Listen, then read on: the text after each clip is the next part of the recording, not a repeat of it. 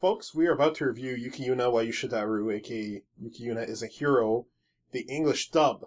We've already done the entire season for the Japanese sub when it first came out in fall of 2014. Say 2014 again. I am not going to be able to make that sound good. 2014. Thank you. Keep something in mind. We know all about the show, and there are massive, massive spoilers and plot twists that we are just going to talk casually about. Yeah, definitely. Because this is a rewatch for us to analyze the dub. Definitely, if you haven't watched the show already, or at least you haven't watched our entire run of the 2014 season for Yuki Yuna. Or listen to it, because it's audio right now. Oh, right, you didn't do videos. Because it's fall 2014, right? Yeah. Yeah. Maybe go listen to that for... You know what? Whether it's in Japanese or in English, watch the whole series first. Yeah. Or, unless you don't mind spoilers, maybe you don't, then by all means. But yeah, we are going to spoil so many things. So many things. How can we not? Exactly. So yeah, please watch the show on your own, and then come back and listen to us talking about it. Or at least just be aware that we're going to spoil it. Because not everyone cares about spoilers, so... That is true. Yep. Carlos, it's time. It's time for what? It's time for a dub review. Of? What were we trying to watch last time? Well, I was trying to kill you last time. Wow, that never works. I managed to get my hands on a copy of... what was it? What's the full Japanese title of it, Dave? I've got the other title on my mind, so I can't say. Yuki Yuna. Right. I see that you have the official disc. It is very beautiful. I see that you're stroking it almost affectionately. I say almost because there is no affection within you. Only fear and murder. No, there's lots of affection, like for your suffering. Yeah, fear and murder. Like within Dave, it's just a void. That's why, whether this is good or bad, you get Steins Gate next. Yeah, well, that's, I'm actually really anxious and worried about this. Because I really like the Japanese voice actors for this. If this is even a little cornball, I'm going to be like, oh no, pull the plug. See, here's what I'm suggesting for this one. I suggest we skip episode 1. No, I disagree. Right from the beginning. Because, here's the thing, now we're missing some context. Perhaps voice actors chose to voice their characters a certain way with a purpose. And with a plan, knowing what was coming up. And that does matter. Assuming they're doing a passable job of voice directing. If they're just reading off of a script, then it doesn't matter where we jump in. Put her on. Here's episode 1. Okie dokie. No, I completely forgot that this started with a silly little play. That they ended in the last episode? They did, but in the last episode... Oh, by the way, there's going to be foul language in this video, and massive, huge freaking spoilers, because we've already seen this whole show in Japanese. So, the thing is... there were a lot of storyline elements in this play in the last episode that were kind of hinting at what happened to Yuna herself at the end, where she punched the sun, and then went into a coma, because when you punch the sun, there's going to be some ill effects, right? And that play, like when Togo was reading it, and then the way the play worked out is... it was about, like, the hero didn't know that she was fighting alone, even though her friends had fallen, and she kept on pressing on because their love carried her through, or something. There's kind of an allegory for her coming out of the damn coma, which is why, in retrospect, that the way the ending played out was totally fine. It's a little jarring all of a sudden to come back here and hear, like, the Demon King talking about how wrong and misrepresented the Demon King is, because if the Demon King is the stand-in for the Vertex... The Vertex are monsters. Holy, divine, because they're servants of the gods, monsters. Which means they are weak to dark magic. Final Fantasy rules, I guess. And I don't want to sympathize with them because they're... Why do you all of a sudden think that the Demon King they're talking about is the Vertex? Because if the sequel to this show comes out, and they start sympathizing the whatever dark god open bracket S close bracket is tormenting them, I'm gonna have a problem. I don't see it like that. I see the Demon King here as the tree. You think that the Shinju's evil? I don't think the Shinju is evil. I think its actions can be directly looked at as evil. No one will argue that. But and in the context of the conversation they just had there, where the Demon King saying that it's misunderstood and everything else, that very much mimics how they came to think of the Shinju's actions throughout the show. Yeah, and then Fu later was gonna go fuck up the Taisha. And... Don't you hate when I bring logic into things? I do, because I'm not accustomed to it. Oh, bullshit! I don't know why people see you as the sensible one. Oh god, I've lived long enough to see myself become the villain. Well, put a sock puppet on me, I guess. I got a play to do. Our puppet show yesterday was quite the success, don't you think? What? Are you kidding? It was nearly a complete disaster. I wish I hadn't punched my hand repeatedly. First impression of voices, just from this initial scene. No! Absolutely fucking not! Oh. Just talking to first impression! No! Okay, this is why I almost wanted to skip over episode 1, because this is not a good impression of their voices right now. They are being very... Is your first impression negative? Mine wasn't gonna be. No, it's not negative, but I refuse to do any... I was gonna say I thought they all fit right now, but alright. But they're... I'm not asking for an in-depth frickin', like detailed analysis of the voice work. I'm just wondering, you heard a little bit, what's your initial very basic thoughts? I recognize every voice actor, so I know what to expect. I recognize none of them. Except Crispin Freeman, who is doing that little kid in the front row very well. Shoutouts to Crispin Freeman. Played like 7 roles in Young Justice. And last but not least is my dear friend Togo. She moved in next door to me last year. Even though we're best friends, she still insists that I call her by her last name. Was that in the original that she still called? Maybe not, but she always did call her Togo-sen, which is somewhat formal for how close they are. But Togo called her Yuna-chan, which is very informal and very intimate. And the thing about Togo is that she's like very hyper-nationalist, despite later just slightly, trying to cause the apocalypse. Spoilers, by the way. If you have not seen this show, do not listen to what I just said. She's apparently very hyper-nationalist and formal, which is a little bizarre given how she will easily abandon that because her friends might suffer through the whole hero system. I love Japan until... wait a minute, Taisha's a dick? Fuck Japan and everyone! So where did Yu come from, do you think? Because that's a nickname for this show. Well, that's a direct translation of the actual Japanese title. No, I know the whole Yuki-Yuna Yusha thing, but why did that get abbreviated like that, do you think? Just a question of curiosity. Couldn't say. Something I never actually pointed out in our original watching of the show. Where does the water come from? Are you doubting the mighty Taisha's power? Wait, Shinju's power? Sorry, I mixed them up sometimes. The Shinju is the weird god creature thing that keeps them alive, and the Taisha are the fuckheads. Organization around it. And to the Shinju-sama. Again. Ah, they snuck an honorific in there! How curious? We'll see if they start mixing it in. So if they're gonna do part of it and then part of it not, that's kind of jarring. But let's see.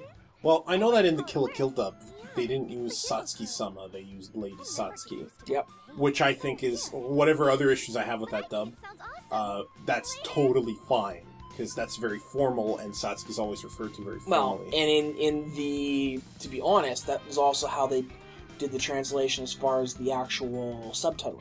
Sure. You're right. Shinju-sama, that sounds fine. Something about Lord Shinju. I don't know. No. I kind of like it, and I kind of...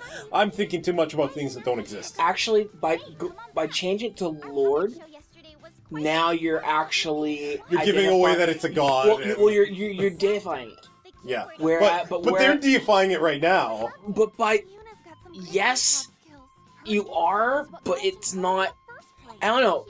Lord something versus something Sama. Granted, I realize it's very much the same thing, but one's more a form of respect versus, oh, well, you're above me. Different connotations to me. Sure. What's the honorific for a piece of shit? Carlos. Alright, David Carlos, you can resume the video now. Yet another call out to things that happen later. But will somebody take that deck away from her? Bad things happen when she does tarot readings. Carlos. This gift of foresight is quite fun, actually. It's interesting sometimes to rewatch a show and be like, yeah, I did not see that foreshadowing. Would you imagine if a character knew that and be like, give me those fucking cards? We're taking the death card out of every tarot deck. Coast cleanup? Okay, I was gonna save this till later, but giant spoilers again. So they are literally on one of the only pieces of land left on Earth. Okay, where is all the industry coming from? They have computers, trucks, cars, chips, soda, mobile phones, mobile phone networks. Enough oil to need to clean a coast. Where is it coming from? Well, we never really figure out the size of the island they're on, but something tells me their island is more along the lines of the cutout section of the Earth from what's the name of the Scrap Princess. You got it! For those of you who can't see us, Dave just very casually flipped me the bird. I think it's more along the lines of that versus a very small island, because Britain is an island. England. Really? It's an island, but it's massive in size and can have industry and everything else. So, because we've never been given a size quadrant, I think that just gives a way out. I mean, they went on a trip that was far enough away they need to go by vehicle later for their little getaway. So the island has to be substantial in size. But I have seen different vehicles. That's the thing. Not every type of car. If they're only making one type of vehicle, we should only see one type of vehicle. How do they have diversity in their industry, in their economy, even? And there's an economy. They need to pay for things. And I remember an episode later where people lived in the poor part of town and couldn't keep a kitty. Okay. Also, why do they have capitalism if this is all that's left? That's a bad system for this kind of world. It also makes everybody think that everything's going on as normal. Okay, you got me there, but where's the industry still? Probably in... a factory could make more than one car. More than one variety. It could also be a refurb manufacturing based on the vehicles that were around. They just repair them. It seems very strange to me, regardless. As long as you can order a car and it goes to your local car dealership, do you really care how it got there? Oh, you know what? If I'm in this world and I knew the truth about it, yeah, I kind of do care about how it got there. But you don't. No, I know. I'm giving myself that privilege. Let's say. Yeah. If I didn't know, great. But the question still remains. I'll bring up Google when we see the Google call-out. That's not for many episodes. No? Okay, well then we might as well talk about it now. There's a scene eventually. Are you sure it's not in this episode? Pretty sure. Where it's showing some of the code that Google is... that Togo's working on. I called her Google. And not only is she marking or commenting her code in English... and not in broken English at that, which makes the question, how is there English here? She's, like, doing Google API callouts. Google survived and is in Japan now? Google's everywhere. Okay, granted, but still. Framework that survived. Okay, you know what? Why didn't you just Look, walk outside the wall? I'm not going and to let the vertex feed your eat your paranoia. face, okay? Don't be mad, 'cause I'm the actual voice of logic. I'm gonna huck you out that barrier. I'm gonna hold your face while a vertex chomps down on it. I'm gonna enjoy it. Oops, there it is. Yeah, no, Chrome. not for a few episodes yet, except there it is! Chrome frame is enabled. Yeah. Let's use it. Okay, like, she's commenting her code in English! London, jQuery. She's commenting her code in English! There's a London! There's a London!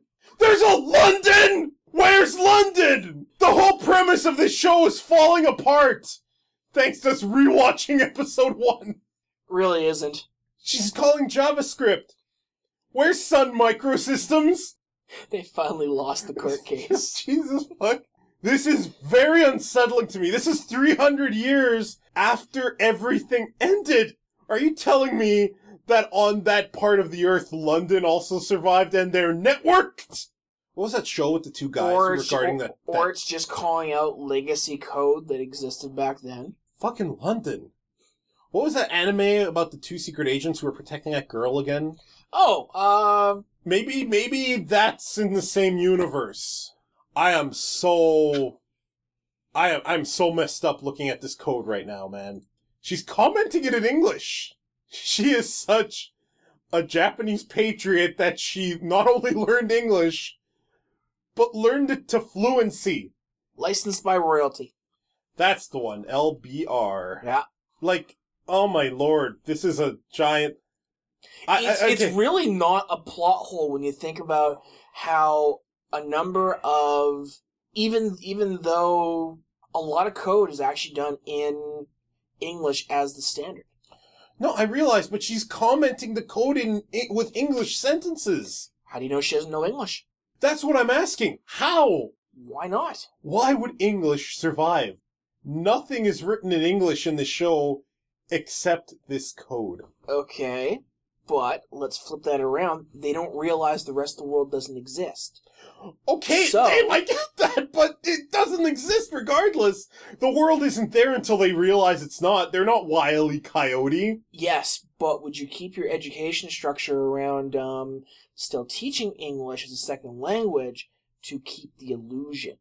There's gotta be some idea here that there's no other landmass, because otherwise, what do they do when people want to take a vacation? What if someone wants to go to Hawaii for a while? Well, Hawaii is currently, in a lake of doom-level fire. I'm sure that's just handled by the Taishi. Taisha. Taisha. It's fucking Taisha! Whatever. She's better at English than you are. I want you to know that. I want it to burn you! I love this show. I think we should make next year a year that we'll always remember forever. But we also Oh, Yuna, you have no idea.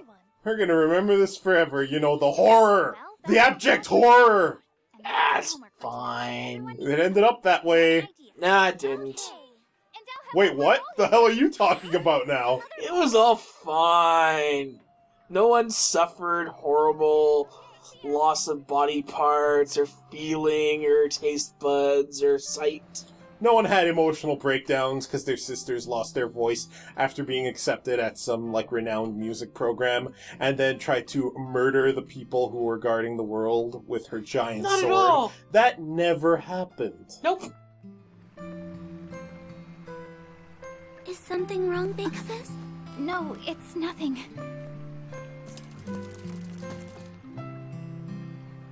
Hey, Itsuki. Yeah? What would you say if I told you I had a big secret? Well, I don't know. What kind of a big secret? For example, if I was in the Battle of Koshu Katsunuma with no reinforcements, but had to tell my army to fight?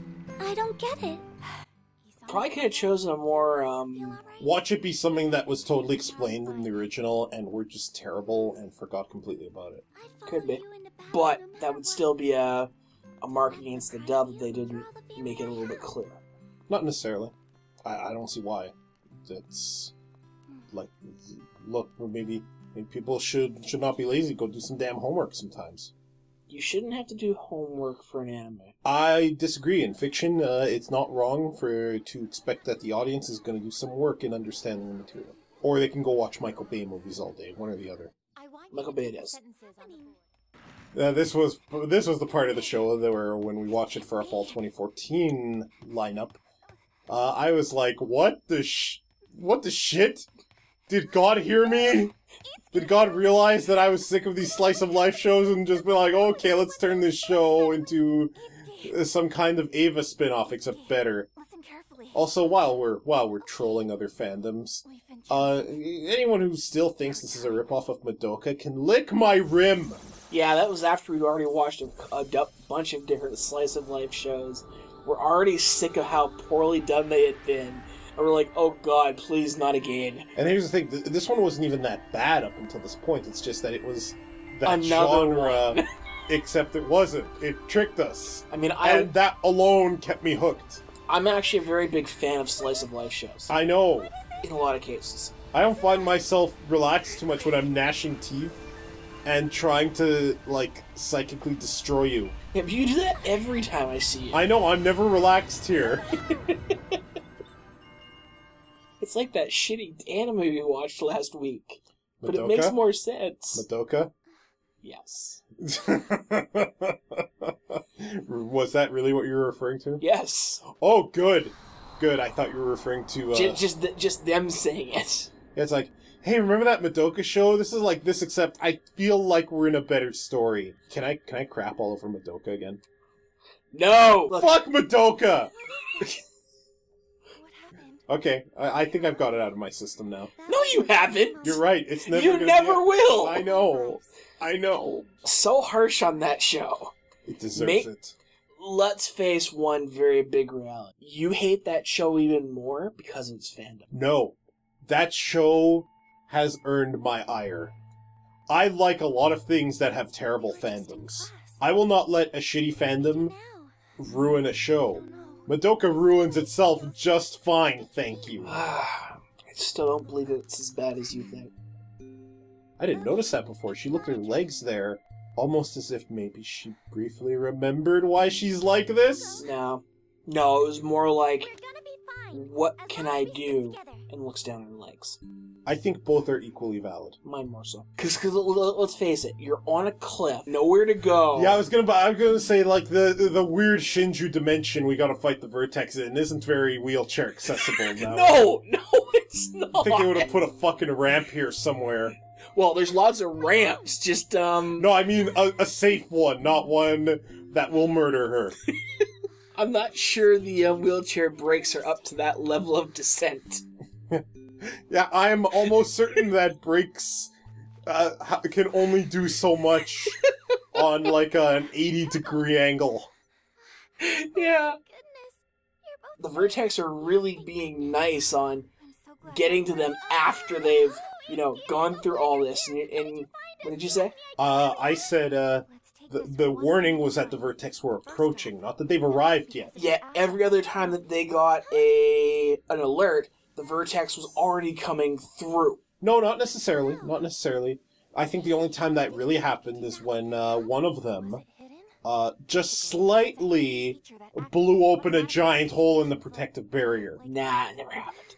Hey, what's up with this dot? It seems like it's getting closer to us. Why are there skull and crossbones on it? Why are there a whole bunch of alerts coming up? Why is there a hole in my chest? Why am I dying? Guys? Dead. That sounds more like something that would happen in Madoka. Yep. That does sound like the kind of thing that would happen there. There's no head chomping happening here. You know what? Unlike Mami, I don't want any of these characters to get their heads bitten off. Because I like these characters. What do you mean destroy? Just because. You monster.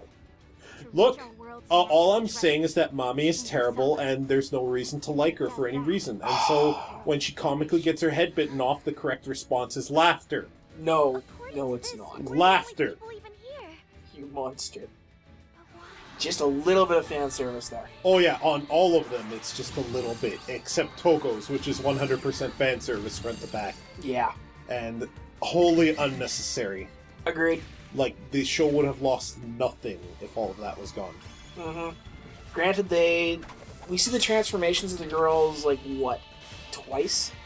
It's not often, but there are other scenes. Like in the hot springs later, Yeah. where Togo goes from having rather large breasts for her age to obscenely large breasts for her age. Still way better than anything that Sailor Moon put together. Oh yeah, agreed. Like, there's more time and effort in just Fu's transformation scene here than the entirety of Sailor Moon Crystal. Also, I've always really dug her sword. It's like a cool variant of the Buster sword. Yep. How? Like this?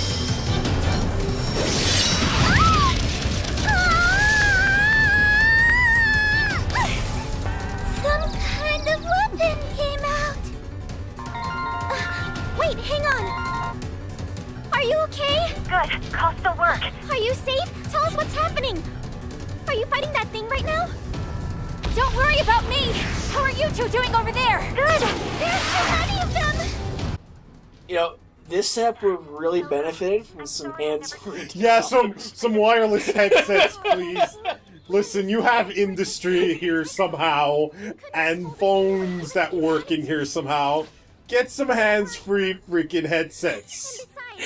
I don't know why I didn't point that out in the original, but yeah, no, hands-free's definitely... That call could have been from anyone. Could have been like Yuna's mom, like, hello? Oh, you forgot your lunch in the fridge? Mom, not now! But it couldn't. It literally can't. Okay, thanks. Thanks, Nancy Drew. You blew open the hole in my theory. As always. Yeah. I don't think they ever explained this in the show, but I believe Yuna is actually, like, trained in some martial art that she's practiced before. Because she kind of just busts off some moves just now, and you're like, where does that come from? Yeah. Yeah. Those moves wouldn't come out that well from somebody who was just mimicking, Bruce Lee on TV. Sure. They're way too refined. Yes. So, that's actually the first time we managed to see the end theme translated. That's actually the beginning theme in all the rest of the episodes. The ending is the one where they're just walking along the street and talking. Right.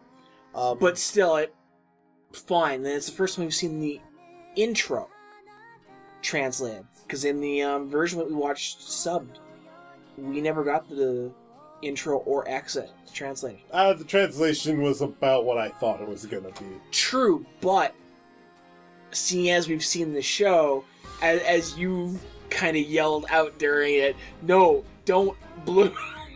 Bad idea. This Mankai thing might have some drawbacks, I'm just saying. So, it's actually interesting seeing a number of the intro/exits translate after we've seen the entire show. Mm-hmm.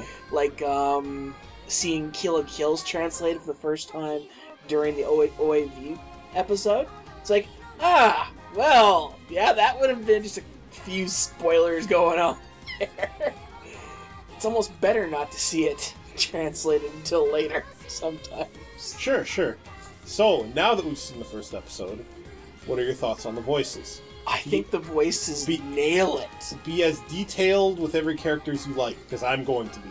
I think the voice actors are nailing their performances. Okay.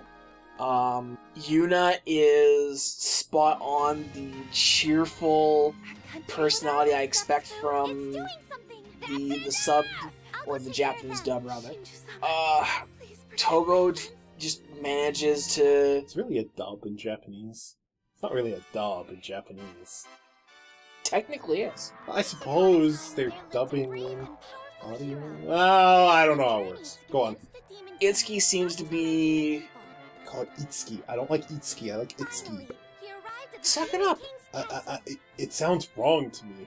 Oh. No, asshole. So generally, you like them. Generally, You thought I they think the nailed dub is doing a very good job with episode 1. it. Okay. Here's what I think. I am in love with Japanese voice actors for this show, as you well know. Yep. I really like them and Yuki Yuna in general. And it's a show that I wasn't quite sure about the ending, but I liked more and more as I thought about it more and more and rewatched more and more. So the Japanese voice actors for the dub to have outshone them to me, I'm really sorry about this dub would have needed to have been, like, the best dub ever. It's not the best dub ever, but it is still pretty good. It is actually really good. I'm actually very... I'm sighing a sigh of relief, because even though I prefer the Japanese voice actors to the show, I still want the show to have a good dub, because that way it'll get a bigger audience in English-speaking parts of the world.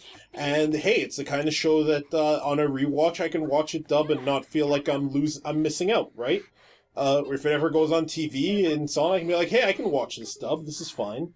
It's not my preference, but this is certainly a close second. With one exception. One thing I do not like about this dub. One specific character in one specific situation. And maybe she'll get better at this later. And that's Yuna doing her crazy combat yell before she punches the shit out of something. The English voice actor does not quite nail that the way the Japanese voice actor did. Because the Japanese voice actor sounded convincingly cute and kind of ditzy a little bit, like Yuna should, and so did English VA. But when Yuna fucking jumped to go punch something in the face, let me rephrase that, in what she thought approximately was where its face would be, given that it's not humanoid at all, the yell that the Japanese voice actor had is so good. Like, she transitions from girly girl to a yell that's like, I'm gonna fucking kill you. And the English voice actor for Yuna does not quite get that one thing down. Otherwise, the dub is fine. So a minor annoyance. No, that one is not minor, because that's an important part of Yuna. Yuna is exactly the kind of person who will jump at a crazy Eldritch abomination and try to punch it in the mouth, wherever that mouth may be. So I need to have that guttural-ass yell that she has. So I'm hoping she gets better at that. Otherwise, I thought the voices were fitting. I think Togo... one thing is, and when we get to the episode where Fu breaks down, that's one that I'm going to want to see. When Togo was breaking down about how she couldn't fight, and she was worried about Yuna, her despair was convincing. Her voice was cracking properly. Her tone was wavering properly. I was convinced that this English VA knows what she's doing. She wasn't just speaking a line, she was actually putting the proper emotion into what she was saying. No, yeah. she sounded like she legit was distressed, yeah. Right? Dub is fine. There's nothing wrong with the dub. Except for that one big issue I had with Yuna's just before she punches something yellow. Otherwise... Which I put down to very minor in the large scheme of things. It might be minor to you, it's not minor to me. I think that's very important. Yuna needs that, so I hope she gets better at it. I hope that when we see her fighting later, that yell improves.